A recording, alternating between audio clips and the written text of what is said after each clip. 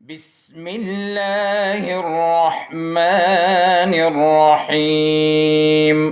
रहीम। Okay students, आज हम class 6 physics का नया चैप्टर स्टार्ट कर रहे हैं, चैप्टर नंबर 2, जिसका नाम है फोर्सेस एंड मशीन। स्टूडेंट्स, आज हम पहला टॉपिक पढ़ेंगे फोर्स एंड वेट। फोर्स क्या चीज़ है और वेट क्या है, और फोर्स के इफ़ेक्ट्स क्या हैं। फोर्स क्या क्या काम कर सकता है, तो उसको हम कहते हैं द इफ़ेक्ट्स ऑफ फोर्सेस। सबसे पहले फोर्स को देखते हैं कि फोर्स है क्या। देखिए, force is a push or pull which change the size, shape or speed of an object. Force is a push or pull which changes the size, shape or speed of an object. Force push या पुल का नाम है। जब हम किसी body को push करते हैं या उसको पुल करते हैं, और उस पुशिंग पुलिंग की वजह से उस बॉडी का साइज़, शेप, स्पीड ये चेंज हो जाए, डायरेक्शन वो चेंज हो जाए, तो उसको हम क्या कहेंगे, उस एजेंट को हम क्या कहेंगे जो हमने उस बॉडी पे अप्लाई किया है। That agent is called force. उसे हम क्या कहते हैं, फोर्स। ये हमारे डेली ऑब्जर्वेशन में है कि जब हम कोई डोर खोलते हैं तो उस पर फोर्स लगाते हैं, ठीक है। उस डोर में टर्निंग इफ़ेक्ट प्रोड्यूस करते हैं। डोर क्या करता है, टर्निंग करता है, तो फोर्स टर्निंग इफ़ेक्ट भी प्रोड्यूस करता है। Force can also produce turning effect in a body. जिस तरह हम साइकिल के पेडल्स पे फोर्स लगाते हैं, तो साइकिल का जो रेयर व्हील है, पीछे वाला पहिया, वो क्या करता है, वो रोटेट करता है, उसमें टर्निंग आता है। तो ये कौन प्रोड्यूस कर रहा है, ये वो फोर्स प्रोड्यूस कर रहा है जो हम पेडल्स पे अप्लाई कर रहे हैं या पेडल्स पे यूज़ कर रहे हैं।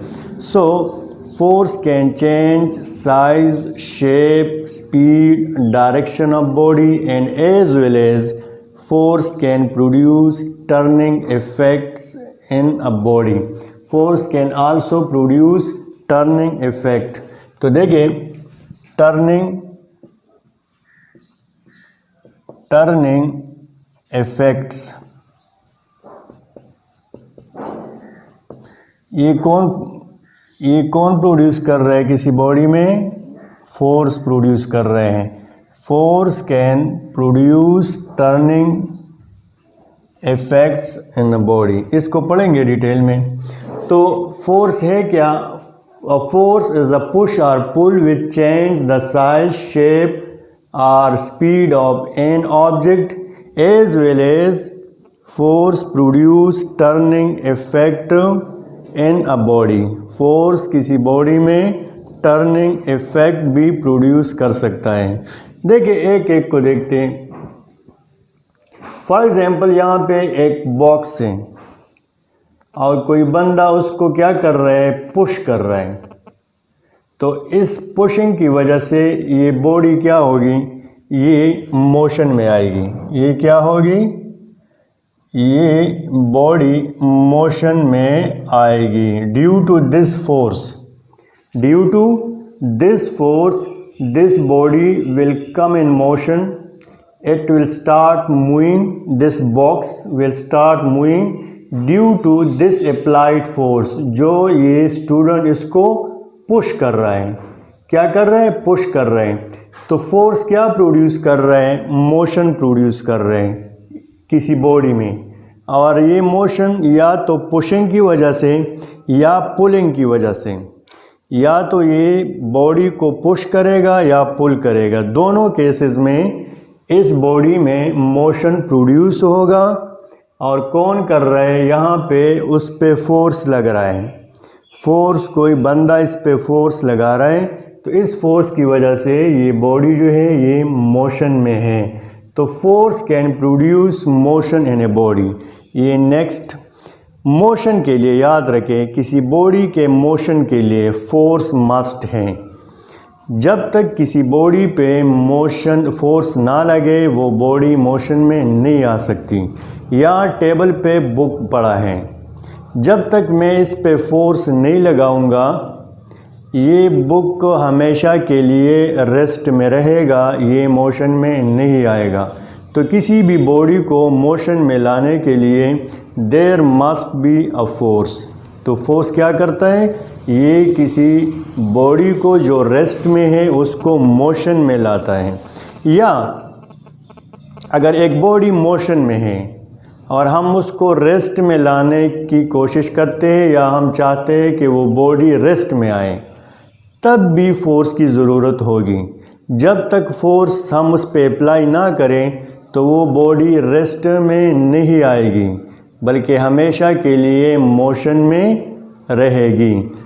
यहाँ पे एक नई बात भी आ गई कि force can bring a body in motion as well as at rest.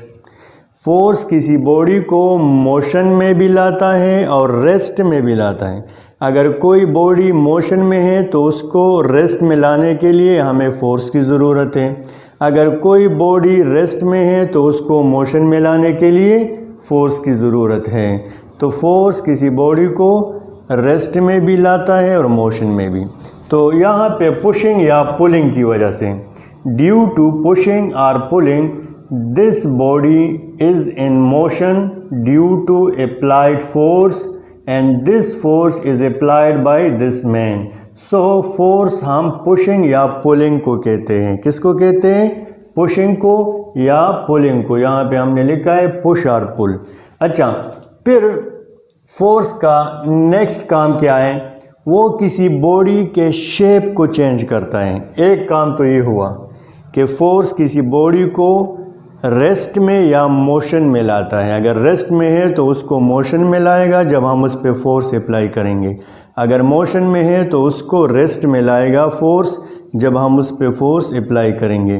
तो एक तो किसी बॉडी को मोशन में लाना या रेस्ट में लाना, ये फंक्शन है फोर्स का। दूसरा क्या है कि ये किसी बॉडी के शेप को चेंज करता है। हाँ, किसी बॉडी को शेप को चेंज करता है। फॉर एग्ज़ाम्पल यहाँ पे मेरे पास स्प्रिंग है, इस टाइम इस पे कोई फोर्स नहीं लगा तो इसका साइज़ या किसी बॉडी का साइज़ को चेंज करता है।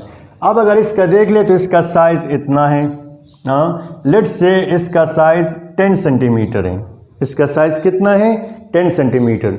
लेकिन जब मैंने इस पे फोर्स लगाया, और फोर्स किस तरह लगाया, इसको स्ट्रेच किया, खींचा, तो इसको स्ट्रेच करने के लिए ज़ाहिरी बात है कि हम फोर्स लगाएंगे। तो जब इसको मैंने स्ट्रेच किया तो इसका साइज़ इंक्रीज़ हुआ। इसका साइज़ क्या हुआ, इंक्रीज़ हुआ। 10 सेंटीमीटर से इसका साइज़ 15 सेंटीमीटर तक गया। तो देखिए इस स्प्रिंग का साइज़ क्यों इंक्रीज़ हुआ, किस वजह से इंक्रीज़ हुआ, ड्यू टू फोर्स। तो फोर्स का दूसरा फंक्शन क्या है, ये साइज़ को चेंज करता है। किस चीज़ को चेंज करता है, साइज़ को। साइज़ को इंक्रीज़ करता है और डिक्रीज़ करता है। फॉर एग्ज़ाम्पल यहाँ तो मैं इसको स्ट्रेच कर रहा हूँ, हाँ, इस स्प्रिंग को मैं स्ट्रेच कर रहा हूँ तो इसका साइज़ इंक्रीज़ हुआ। अब अगर इसको मैं प्रेस करूँ, हाँ, इसको अगर मैं प्रेस करूँ, इसको मैं प्रेस करूँ इस स्प्रिंग को, फिर क्या होगा, इस तरह प्रेस कर लूँ तो इसका साइज़ डिक्रीज़ हो जाएगा। इसका साइज़ डिक्रीज़ हो जाएगा। जिस तरह हम फॉर एग्ज़ाम्पल फोम ले लें, अगर फोम को मैं इस तरह प्रेस कर लूँ तो उसका साइज़ डिक्रीज़ हो जाएगा। तो प्रेस करने के लिए मैंने क्या यूज़ किया, फोर्स यूज़ किया। फोर्स के ज़रिए मैंने उस फोम को प्रेस किया। तो देखें, प्रेसिंग या स्ट्रेचिंग, प्रेसिंग या स्ट्रेचिंग के ज़रिए हम किसी बॉडी का साइज़ इंक्रीज़ कर सकते हैं या डिक्रीज़ कर सकते हैं। लेकिन ये स्ट्रेचिंग और प्रेसिंग के लिए एक चीज़ की ज़रूरत होगी, उस चीज़ को हम क्या कहते हैं, that is called force. So motion या रेस्ट में बॉडी को लाने के साथ साथ फोर्स का दूसरा काम क्या है, वो किसी बॉडी के साइज़ को इंक्रीज़ करता है या डिक्रीज़ करता है। अगर हम फोर्स के ज़रिए उस बॉडी को प्रेस कर ले तो उस बॉडी का साइज़ डिक्रीज़ हो जाएगा। अगर हम फोर्स के ज़रिए उस बॉडी को स्ट्रेच कर लें तो उस बॉडी का साइज़ इंक्रीज़ हो जाएगा। अच्छा, फिर आते हैं शेप की तरफ। इन दोनों के अलावा फोर्स का एक फंक्शन ये भी है कि वो किसी बॉडी का शेप चेंज करता है। साइज़ नहीं, साइज़ तो वही होगा लेकिन उसका शेप चेंज करता है। फॉर एग्ज़ाम्पल, और हम वो किस चीज़ के ज़रिए करेंगे? ट्विस्टिंग के ज़रिए। ट्विस्टिंग के ज़रिए, ट्विस्टिंग के ज़रिए क्या मतलब? जब उसको खींचेंगे या उसको इस तरह ट्विस्ट करेंगे, उसको मरोड़ेंगे, उसको क्या करेंगे? उसको मरोड़ेंगे। तो ट्विस्टिंग के ज़रिए भी हम किसी बॉडी के शेप को चेंज कर सकते हैं, लेकिन ट्विस्टिंग के लिए भी, किसी बॉडी को ट्विस्ट करने के लिए भी हमें फोर्स की ज़रूरत होती है। अगर मेरे पास एक रूलर है, let's say I have a ruler, यहाँ मेरे पास एक पड़ा है, ये एक रूलर है। अब इसका साइज़ अगर यानी इसका शेप अगर आप देख ले तो बिल्कुल स्ट्रेट है, ये बिल्कुल स्ट्रेट है, इस रूलर का शेप बिल्कुल स्ट्रेट है। और जब मैं इसको ट्विस्ट करूं, तो अब इसका शेप क्या हुआ? अब इसका शेप बिल्कुल इस तरह हुआ जो आपको ये पिक्चर में नज़र आ रहा है। तो इसको ट्विस्ट करने से इसका शेप चेंज हो गया, अब ये कर्व्ड हो गया। यहाँ स्ट्रेट था और यहाँ पे शेप क्या हुआ? कर्व्ड हुआ, कर्व, बिल्कुल एक कर्व्ड शेप हुआ। तो फोर्स के ज़रिए, ट्विस्टिंग के ज़रिए हम किसी बॉडी के शेप को भी चेंज कर सकते हैं। This is due to the force. इसी तरह हम फोर्स के ज़रिए किसी बॉडी का डायरेक्शन भी चेंज कर सकते हैं। ये बॉल इस डायरेक्शन में आ रहा है, यहाँ पे एक बंदा खड़ा है, उसने इसको किक किया और इस साइड पे, जिस तरह फुटबॉल को किक करते हैं, यहाँ पे ये बॉल आ रहा है, यहाँ पे इस पे फोर्स लगा और उसने किक किया, इस डायरेक्शन में उसको मोड़ा। तो देखें, this is also due to force. Force के ज़रिए हम किसी बॉडी के डायरेक्शन को भी चेंज कर सकते हैं। फुटबॉल आपकी तरफ आ रहा है, आपने उसको किक किया, किसी और साइड में उसका डायरेक्शन चेंज कर लिया, तो किक करने के लिए आपने फोर्स लगाया बॉल पे। तो हम फोर्स के ज़रिए किसी बॉडी का डायरेक्शन भी चेंज कर सकते हैं। इसी तरह फोर्स किसी बॉडी के स्पीड को इंक्रीज़ और डिक्रीज़ भी करता है। फोर्स, यहाँ पे एक बॉल 20 मीटर पर सेकंड के स्पीड से जा रहा है, ठीक है। आहिस्ता आहिस्ता उस बॉडी का स्पीड कम होता गया। क्यों कम होता गया? क्योंकि ग्राउंड और बॉल के दरमियान एक फोर्स है जिसको हम फ्रैक्शनल फोर्स कहते हैं। क्या कहते हैं उसको? Fractional force, force of fraction. ये फोर्स ऑफ फ्रैक्शन इस ग्राउंड और इस बॉल के दरमियान एग्जिस्ट करता है, नेचुरली एग्जिस्ट करता है। तो ये फ्रैक्शन फोर्स का काम क्या है? ये इस बॉल को मोशन करने से रोकता है, मोशन करने से रोकता है। और इस पे एयर रेजिस्टेंस भी है, जो भी फोर्स है। तो इन दोनों फोर्सेस की वजह से इस बॉल का स्पीड कम हो गया, 20 मीटर पर सेकंड आया, 20 मीटर पर सेकंड आया। तो इस बॉल का जो स्पीड 20 मीटर पर सेकंड था, अब 10 मीटर पर सेकंड हुआ, डिक्रीज हुआ। तो force can change the speed of an object of an body. या अगर इस बॉल को हम रोकें, या कोई साइकिल बहुत तेज़, ये कोई साइकिलिस्ट साइकिल को चला रहे हैं और बहुत स्पीड से जा रहे हैं और आप उसको पीछे से पुल कर रहे हैं, खींच रहे हैं, तो जिस स्पीड से वो जा रहा है उसका स्पीड डिक्रीज़ हो जाएगा, क्योंकि आप उस पर फोर्स लगा रहे हैं। तो फोर्स कैन इंक्रीज और decrease speed of an object. अच्छा, ये तो फोर्स के फंक्शन थे कि फोर्स क्या क्या काम कर सकता है, फोर्स क्या क्या काम कर सकता है। अब फोर्स का यूनिट क्या होगा? सिस्टम इंटरनेशनल में फोर्स का यूनिट है न्यूटन। क्या है? न्यूटन, जिसको हम कैपिटल N से शो करते हैं। जब फोर्स को हम मेजर करते हैं तो किस चीज़ में करेंगे? न्यूटन में करेंगे। अगर आप कहें कि मैंने एक बॉडी पे फोर्स लगाया, हाँ, तो आपसे कहेगा कितना फोर्स लगाया, आप कहेंगे कि मैंने उस पर फोर्स लगाया 20। तो 20 क्या, 20 मीटर, 20 सेकंड, 20 किलोग्राम क्या लगाया। तो यहाँ पे आप लिखेंगे कि मैंने 20 न्यूटन लगाया। तो न्यूटन क्या है, ये इस फोर्स का यूनिट है। इसके ज़रिए हम फोर्स को डिस्क्राइब कर सकते हैं, कंप्लीटली डिस्क्राइब कर सकते हैं। अब अगर यहाँ पे न्यूटन ना हो और आप कहें कि मैंने F10 लगाया, तो कोई भी नहीं समझेगा कि F10 है क्या। लेकिन जब आप न्यूटन लगाएंगे तो फ़ौरन लोग समझ जाएंगे कि आपने इस पे 20 न्यूटन फोर्स लगाया इस बॉडी पे। तो सिस्टम इंटरनेशनल में फोर्स का यूनिट क्या है, वो है न्यूटन। इसी तरह फोर्स का फार्मूला भी है, there is a formula of force, और वो है क्या, F is equal to ma, F is equal to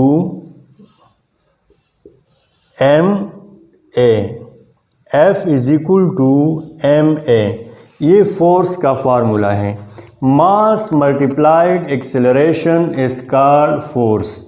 mass multiplied acceleration is called force. हर एक बॉडी का मास होगा, जिस बॉडी का मास नहीं है वो बॉडी है ही नहीं।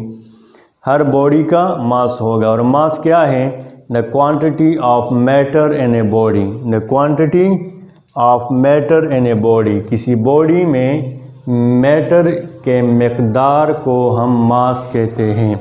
जिस तरह उस दिन भी मैंने कहा था कि ये मार्कर एक बॉडी है। अब ये किस चीज़ से बनी है, मैटर से बनी है। इसमें मैटर क्या लगा है, प्लास्टिक लगा है।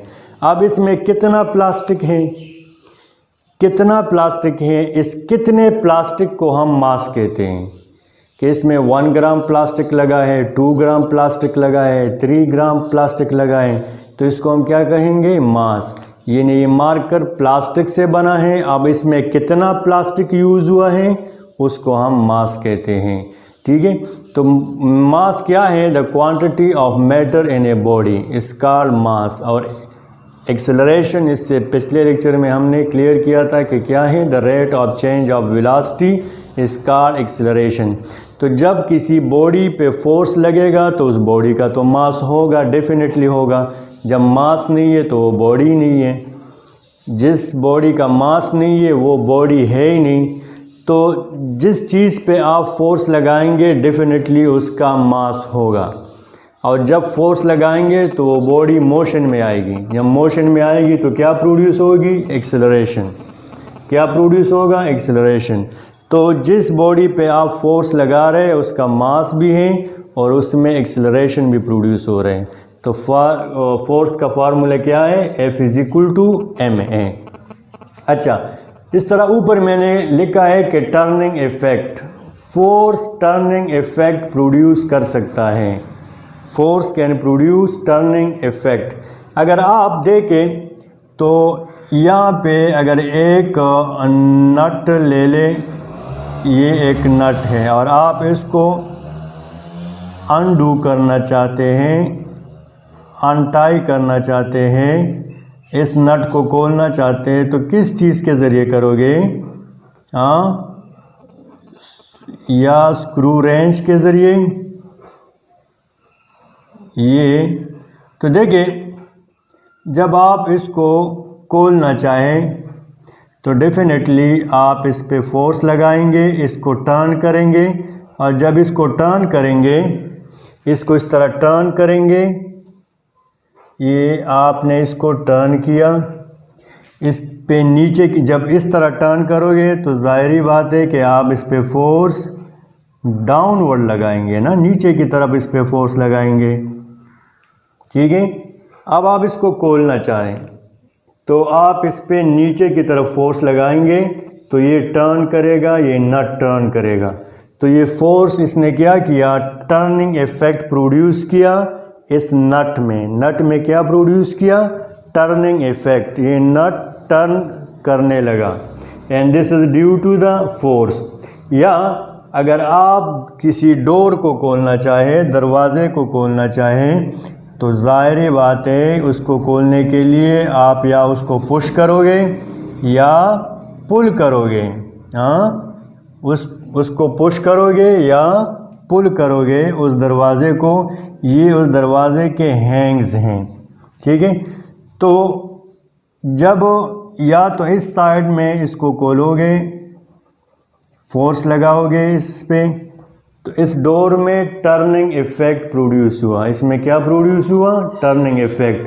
सो force can produce turning effect in a body as well. Size, shape, speed, direction, इसको चेंज करने के साथ साथ फोर्स क्या करता है? वो किसी बॉडी में टर्निंग इफेक्ट भी प्रोड्यूस करते हैं। It can also produce turning effect in a body. Okay student, ये था फोर्स। अब वेट क्या चीज़ है? What is weight? वेट भी बेसिकली फोर्स है। वेट क्या है? वेट भी बेसिकली फोर्स ही है, लेकिन इसमें डिफरेंस क्या है?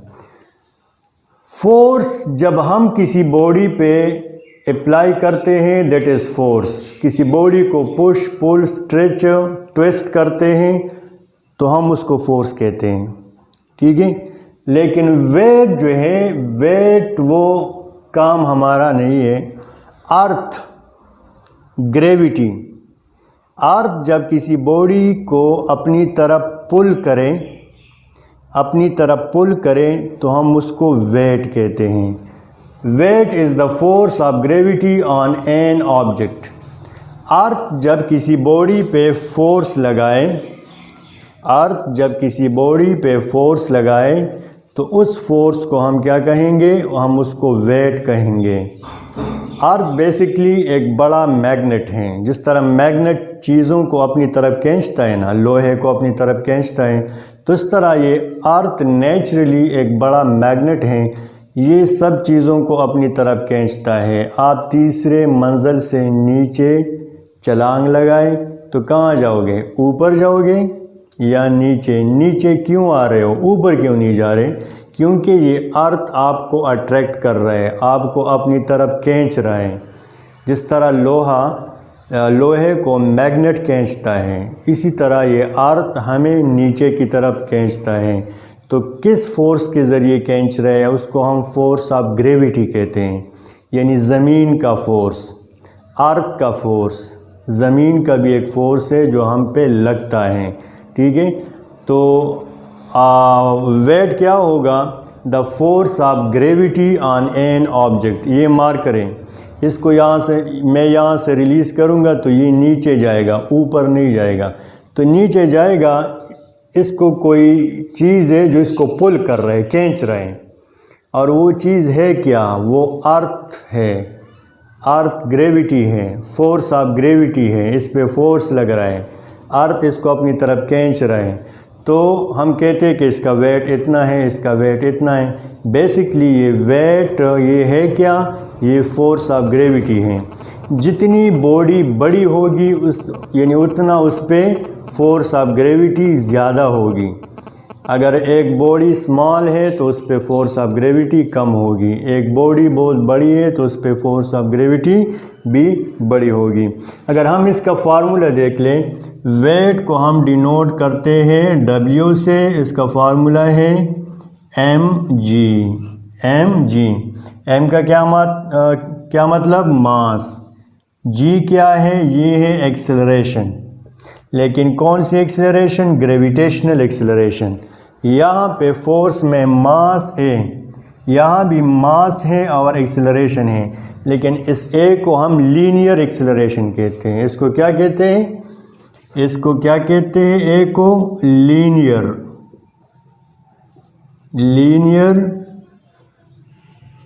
एक्सेलरेशन। और यहाँ पे जी को क्या कहेंगे?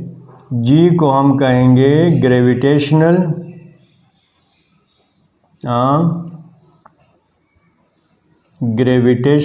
एक्सेलरेशन। इसे क्या कहेंगे? Gravitational acceleration. तो दोनों एक्सेलरेशन हैं, ए भी एक्सेलरेशन है और जी भी एक्सेलरेशन है, लेकिन जी को हम ग्रेविटेशनल एक्सेलरेशन कहते हैं और ए को लीनियर एक्सेलरेशन कहते हैं। तो देखिए, अगर आप गौर से देख लें तो फोर्स और वेट का, जिस तरह मैंने कहा कि वेट भी हमारे पास फोर्स है, तो फोर्स और वेट दोनों का फार्मूला भी तकरीबन सेम है। वहाँ पे सिर्फ लीनियर एक्सेलरेशन है और यहाँ पे ग्रेविटेशनल एक्सेलरेशन है।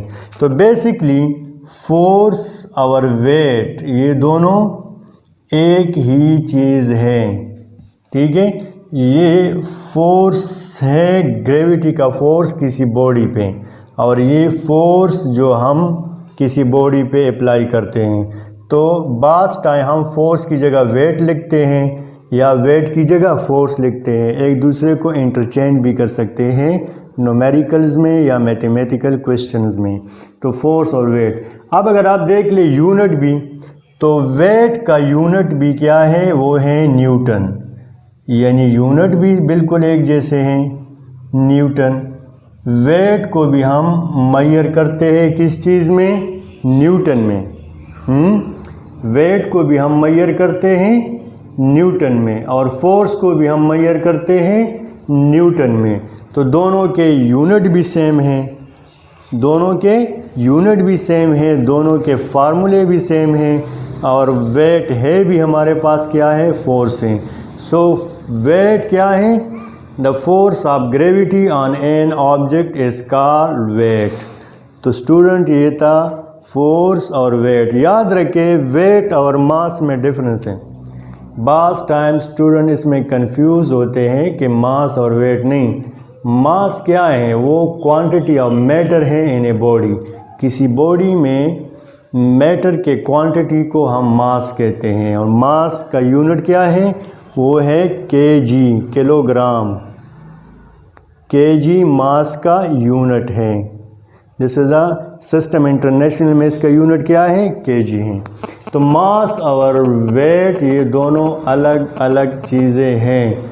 वेट बेसिकली फोर्स है जो अर्थ किसी बॉडी पे लगाता है, और मास क्या है, ये क्वांटिटी ऑफ मैटर है इन ए बॉडी। किसी बॉडी में मैटर की क्वांटिटी को हम क्या कहेंगे, मास कहेंगे। ओके स्टूडेंट, ये चैप्टर नंबर 2 का पहला टॉपिक था कि फोर्स क्या करता है, वो किसी बॉडी के शेप, साइज़, उसका स्पीड, उसका डायरेक्शन, एज वेल एज उस बॉडी में टर्निंग इफेक्ट भी प्रोड्यूस करता है फोर्स। ये फोर्स का फंक्शन था। फोर्स का फार्मूला क्या है, F = ma। फोर्स का यूनिट क्या है, वो है न्यूटन। और इसी तरह वेट क्या है, the force of gravity on an object is called weight. Weight का फार्मूला क्या है, W = mg। फोर्स का यूनिट, वेट का यूनिट भी क्या है, वो न्यूटन है, ठीक है। तो ये आज का लेक्चर था, इसको नीट एंड क्लीन लिख ले, व्हाट्सएप ग्रुप में शेयर कर ले। If you have any question you can ask me through WhatsApp. इंशाल्लाह नेक्स्ट लेक्चर के साथ दोबारा हाजिर होंगे, तब तक के लिए अल्लाह हाफिज़।